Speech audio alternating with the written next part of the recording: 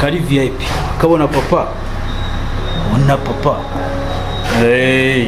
twe turakora mani twababwira ngo mudakazi ntimukazuyaza abana baba batugira ikizere bati ibintu byacu mwe ngo murabikora ana kamera wari kaba kagezemo porte savo agasavo iki gushiraho utuntu twawe hariya ibintu ni danje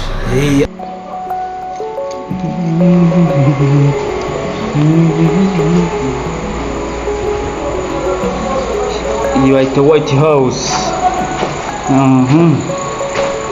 staff rero aho ngiye gukora consultation kamureba tuzi turubakitse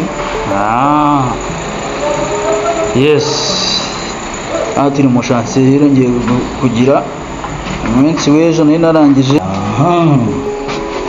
undi byose mbikurikirana Lavabo rero ngiye kwikubitamo hano kuri iyi angle niho ngiye kubita ntoza Lavabo ndakazi rwaba turubaka amasifoni byashizemo station yanyuze hariya ubona kamanuka ikaza kuri Lavabo igahita ikomeza hano gutya kuri rukweto hariya kude igahita imanukira hariya mu nguni uriya niho harimo noza evacuation yayo imanura amazi hano yatejya muri trap toilette n'injira ikoze ubwo rero dakazi mudakazi rwose rero sinzi niba hano karaba kari kureba neza ngo ibintu bikore namwe mubikurikirana 5 kuri 5 nzuba hano gutya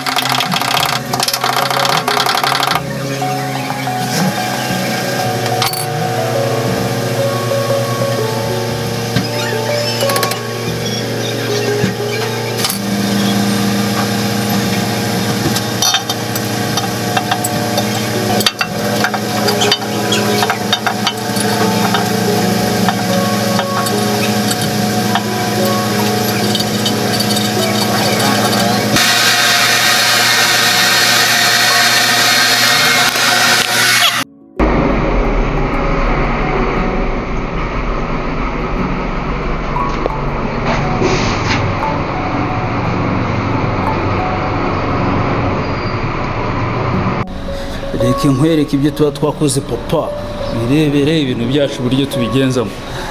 Urabona iyi nyubako kwanza, reka duhere ku matara. Amatara urayabona neza cyane, ngirango uri kubyibonera neza kuko kwanza nyire mobile gutya nibyo bya fresh. Aha, urabona neza cyane aka kageto ni twebwe tuba twagakoze papa.